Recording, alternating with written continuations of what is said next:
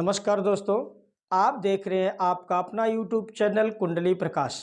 तो दोस्तों, आप अक्सर सुनते होंगे, अभी तो माँ की नवरात्रि चल रही है, लेकिन आप अक्सर सुनते हैं नवचंडी यानी चंडी पाठ, दुर्गा सप्तशती का पाठ। दुर्गा सप्तशती के अंदर 700 श्लोक हैं, इसीलिए उनका नाम है सप्तशती यानी कि 700, जिसमें माँ के समस्त जो गुण हैं वह संक्षिप्त में बताए गए हैं। माँ का गुण तो विशाल है, माँ की महिमा विशाल है। तो कोई भी वेद, कोई भी ग्रंथ उनकी महिमा गाने में सामर्थ्यवान नहीं है, क्योंकि भगवान की महिमा जो होती है, शक्ति की महिमा, वो स्वयं महिमा गाए, तो मनुष्य क्या गाएगा और कोई क्या गाएगा। लेकिन उनमें जो संक्षिप्त जानकारी दी गई है उसके बारे में आज हम आपको बताएंगे कि 13 अध्याय हैं। 13 अध्यायों में 100 श्लोक हैं। उन 13 अध्यायों में किस अध्याय का पाठ करने से क्या लाभ मिलता है वो आपको हम बताएंगे आज। तो सबसे पहला जो अध्याय वह है महाकाली का। अग्नि तत्व है कि अग्नि संबंध, उसका जो तत्व है, मूल है, वो अग्नि है। और अग्नि कैसी होती है? उष्ण होती है। व्यक्ति के जीवन में चिंता बहुत होती है, और वह चिंता ऐसी होती है कि वह अग्नि से जल्दी करके उसको भस्म कर देती है। तो यदि आपको बहुत सारी चिंता है, चिंता आप ग्रस्त हैं, मुक्त होना चाहते हैं, या आपको आपके अंदर एक स्फूर्ति प्राप्त है, चेतन की शक्ति प्राप्त करना है, शत्रु भय से आप भयभीत डर रहे हो, नींद नहीं आती आपको कि कब शत्रु आपके ऊपर आक्रमण कर दे या कब आपका अहित कर दे, तो यदि आप शत्रु के भय से मुक्ति पाना चाहते हैं तो आप माँ के पहले अध्याय यानी कि दुर्गा सप्तशती के पहला अध्याय जो महाकाल है, उस अध्याय का यदि आप नित्य पाठ करते हैं अपने घर में, तो आपके ऊपर किसी प्रकार की चिंता होगी, शक्ति का ह्रास होगा, आप नई ऊर्जा जागृत होगी, और शत्रु भय से आप परे रहेंगे, शत्रु का भय आपको नहीं होगा। तो ये था माँ के पहले अध्याय का फल, पहले अध्याय के पाठ करने का फल। अब आते हैं दूसरे अध्याय में। माँ की जो दूसरी शक्ति है, दूसरा अध्याय है, वह है महालक्ष्मी का। ये दूसरा चरित्र है माँ का।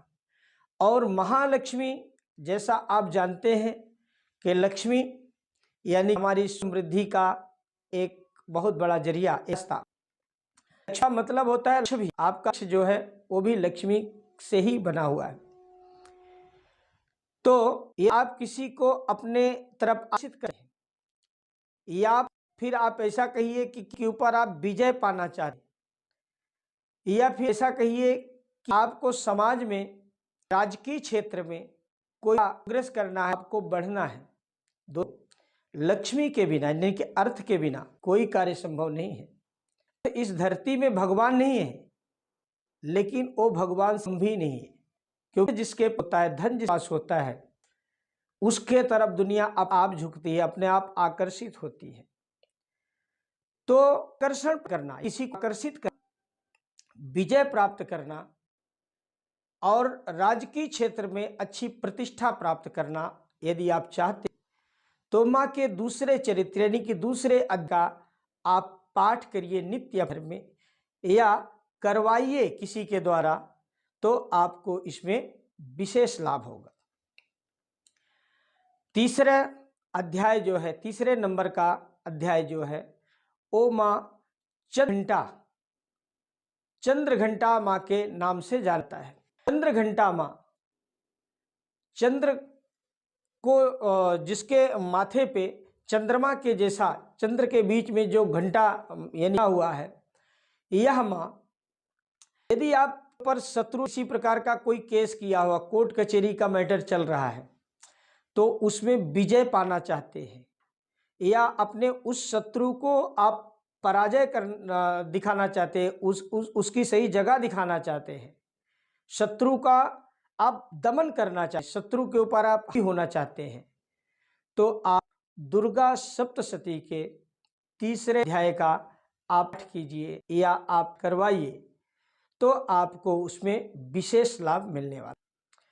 चौथा, दुर्गा सप्तशती के अंदर माँ दुर्गा कहता है, दुर्गा दुर्गति नाशिनी। माँ जो है, ऐसा कौन सा कार्य है जो नहीं कर सकती? अपने बच्चों के लिए ऐसा कौन सा साहस है जो माँ नहीं दिखा सकती या नहीं कर सकती? धरती में माँ से बड़ा भगवान या बड़ा और कोई होता है। तो जायेता कोई कुमाता न भवती। तो जो अध्याय है माँ दुर्गा है। आप धन प्राप्त करना चाहते हैं, तब चाहते हैं आप अपने जीवन में जीवन साथी जो आप मनोनुकूल चले, पत्नी मनोवाम देही मनोवृत्तानुसारिणी, आपके वृत्ति के अनुसार, आपके मनोइच्छा के अनुसार आप जीवन को पाते हैं। माँ का सुख चाहते हैं, भूमि सुख पाना चाहते हैं, अच्छे वाहन का सुख पाना चाहते हैं, जमीन जायदाद का अच्छा सुख पाना चाहते हैं, तो आप दुर्गा सप्तशती में चौथे अध्याय का पाठ अवश्य कीजिए, जिसमें की स्तुति की गई है, माँ गुणों का वर्णन किया गया है। अध्याय का पाठ अवश्य कीजिए, आपको इन सभी चीजों का लाभ होगा। माँ की पांचवी जो शक्ति है, पांचवा जो अध्याय है, ये 13 जो अध्याय है, ये 13 शक्तियां हैं माँ की अलग अलग। इन शक्तियों में अपना अलग अलग दिखाया है और इनके द्वारा आया गया है कि ऐसा संसार में कोई असंभव नहीं है जो असंभव है, जो माँ ना कर सके। तो पांचवा जो नंबर है वो है माँ सरस्वती का। माँ सरस्वती कौन है? माँ ज्ञान है, माँ एक विस्तार है, माँ सागर है, समुद्र है। तो यदि आप भक्ति प्राप्त करना चाहते हैं, भक्ति में ज्ञान प्राप्त करना चाहते हैं, यदि आप भूत प्रेतों की बाधा से ग्रसित हैं, प्रकार के आपके घर में बुरी शक्तियां हैं, यदि आपको दुस्वप्न पड़ते हैं, यानी कि बुरे स्वप्न पड़ते हैं, आपका पढ़ाई में मन नहीं लगता है, बच्चा बार बार फेल होता है, चाह करके भी जिस परीक्षा में वो चाहता है उस परीक्षा में वो पास कर पाता, कोई न कोई बाधा वहां पे आ जाती है, तो आप दुर्गा सप्तशती के 5 अध्याय का पाठ करिए। यदि आप ऐसा करते हैं तो आपको इन सभी चीजों का जो हमने बताया है वह मनोवांछित फल प्राप्त होगा आपको। छठवें नंबर की शक्ति जो है, छठवें नंबर का जो अध्याय है माँ का, वह है माँ पद्मावती। ये भी माँ लक्ष्मी ही है। हमारे जैन समाज में माँ पद्मावती का बहुत बड़ा महत्व है और है ही, पद्माक्षी है वो।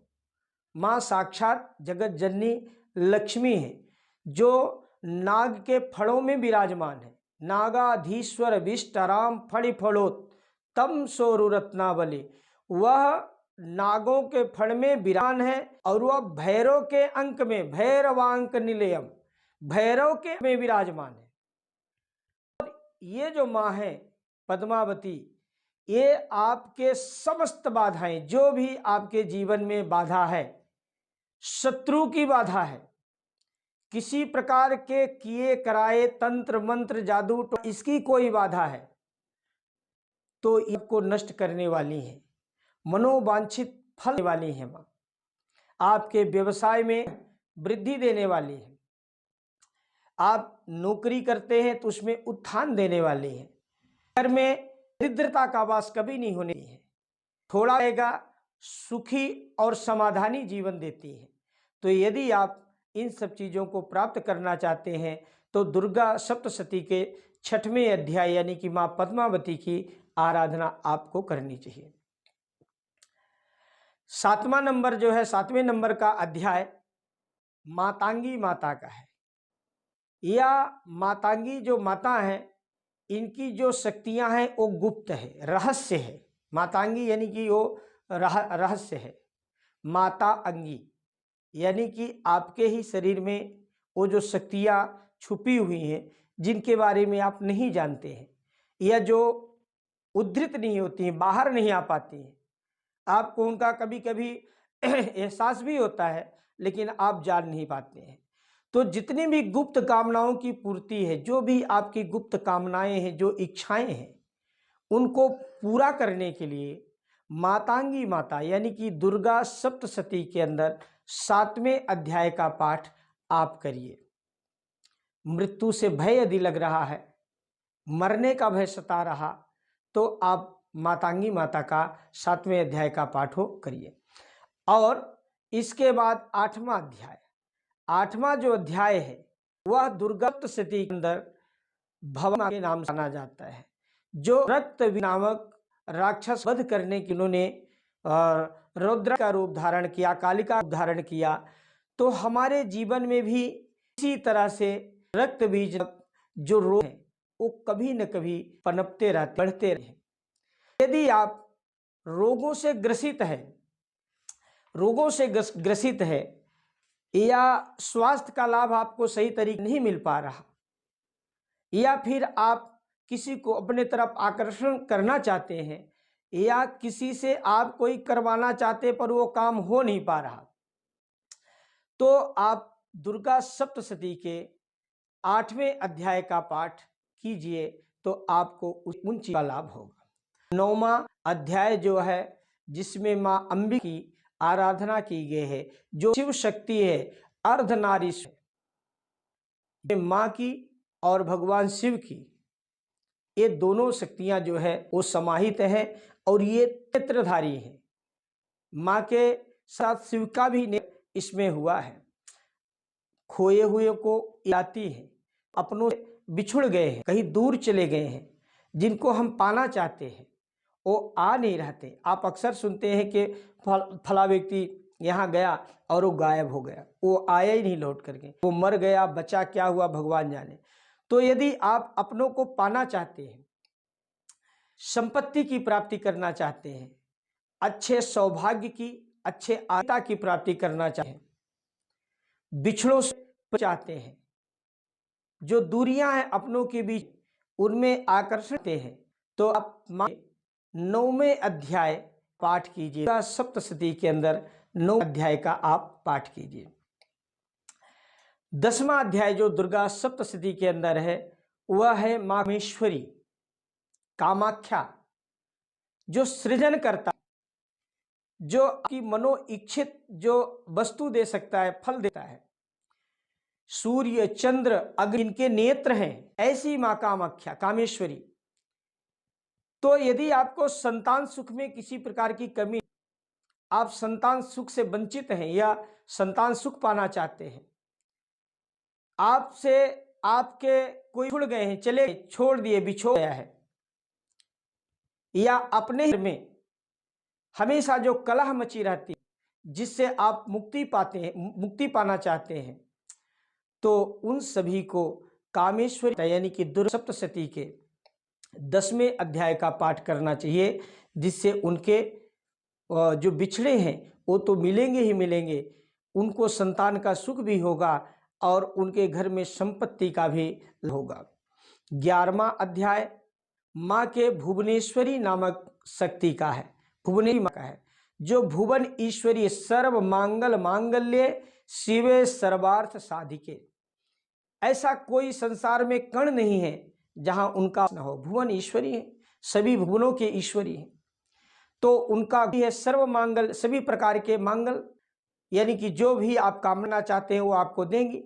तो आप चिंताओं से घिरे हुए, व्यापार में बार बार आपको असफलता मिले, आप काम शुरू करना चाहते हैं लेकिन उसमें कोई ना कोई रुकावट आ जाती है। अचानक होने वाले जो हादसे हैं उनसे यदि आप बचना चाहते हैं, मनचाहा सुख पाना चाहते हैं, शरीर में जो रोग है, रोगान शेषान पहंसिष्ठा रुष्टा तुकामन सकलान अभिष्ठान, रोगों से मुक्ति पाना चाहिए, या आप अपने जीवन की समस्त बाधाओं का निवारण करना चाहते हैं, दुर्गा सप्तशती के अंदर 11वें अध्याय का पाठ कीजिए। इसमें भी माँ की स्तुति बताई गई है। माँ ने अपने गुणों को उद्धृत किया है कि मैं कब कब आऊँगी, कहाँ कहाँ आऊँगी, किस रूप में आऊँगी और तब क्या क्या करूँगी, इन सब के बारे में इस अध्याय में बताया है। इसके बाद 12वां है जो माँ का है इसमें माँ के भक्ति का महत्व बताया है। अब आपने 11 अध्याय तक सब कुछ सुना, लेकिन 12वां अध्याय जो है उसमें माँ की सभी शक्ति का गुणगान किया गया है। तो जीवन में निर्भयता पाने, रोग से मुक्ति पाने के लिए, धन धान्य की प्राप्ति के लिए, ग्रहों की बाधा शांत करने के लिए, बच्चे हमेशा यदि बीमार रहते हैं, बच्चों को बार बार नजर लगती है, कितना भी दवा कराओ बच्चों के शरीर में लगती नहीं है, तो आप माँ के 12वें अध्याय यानी कि दुर्सप्तशती के अंदर 12वें अध्याय का पाठ कीजिए। आप देखेंगे कि आपके बच्चे बीमार नहीं होंगे जल्दी से, आप में किसी प्रकार के संकट, किसी प्रकार की बाधा इसका वास नहीं होगा। और 13वें नंबर का जो अध्याय है वो देवी का, यानी कि जिनको कहते हैं अभय देने वाली, शिव जी भी हैं और अम्बा भी है। शिवा या माँ शिवा जो है, ये सभी प्रकार के वांछित फल, ये जो ने अब तक 1 से 12 अध्याय तक देखा, यह आपके जीवन की, आपके जीवन का संघर्ष है। और 13वां अध्याय जो है वह ज्ञान है, जिसमें आपको ये पता चल जाए हमारे जीवन का लक्ष्य क्या है, फिर आपको कोई धरती की ताकत, दुनिया की ताकत रोक नहीं सकती है, आप अपने लक्ष्य पर पहुंच जाएंगे। तो 13वें अध्याय में मान उपदेश के लक्ष्य को साधने का बताया है कि आपको सिर्फ अपने लक्ष्य के तरफ ध्यान देना है, आपको अपने लक्ष्य की तरफ ही दौड़ना है, तभी का कार्य सिद्ध होगा। और वो सिद्ध कब होगा? जब साथ में इन शक्तियों का साथ आपको मिल जाए, आपके शक्ति के साथ इस शक्ति का साथ मिल जाए तो ये शक्ति कई गुना बढ़ी है, और तब आपका ऑरा, आप जो ब्रेन है, आपकी जो एनर्जी है वो कई गुना काम करने लगती है। तो दोस्तों, ये थे दुर्गा सप्तशती के 13 अध्याय के पाठ करने का फल, कि किस अध्याय के पाठ से कौन सा फल की प्राप्ति होती है इस बारे में। तो दोस्तों, यदि अब तक आपने मेरे चैनल को सब्सक्राइब नहीं किया है तो सब्सक्राइब कीजिए, बेल आइकन बटन अवश्य दबाइए, लाइक कीजिए, और हाँ दोस्तों शेयर कीजिए। और ये वीडियो जो है शेयर इसलिए कीजिए ताकि आपके अलावा भी जिनको इस चीज़ ज़रूरत है उनको भी इसका लाभ मिल सके। और यदि आप किसी प्रकार के ज्योतिष संबंधी कुंडली दिखाना चाहते हैं, बनवाना चाहते हैं, या कर्मकांड से संबंधित किसी प्रकार का पूजा पाठ करवाना चाहते हैं, वास्तु के बारे में कोई जानकारी चाहते हैं, या रत्न रुद्राक्ष के बारे में जानना चाहते हैं, तो मेरे नंबर 9423237616 में आप जो है संपर्क करके, या मेरे YouTube चैनल कुंडली प्रकाश के कमेंट बॉक्स में जाके कमेंट करके आप अपने प्रश्न को रख सकते हैं, और हम प्रयास करेंगे कि यथाशीघ्र आपको उसका उत्तर दिया जाए। तब तक के लिए नमस्कार।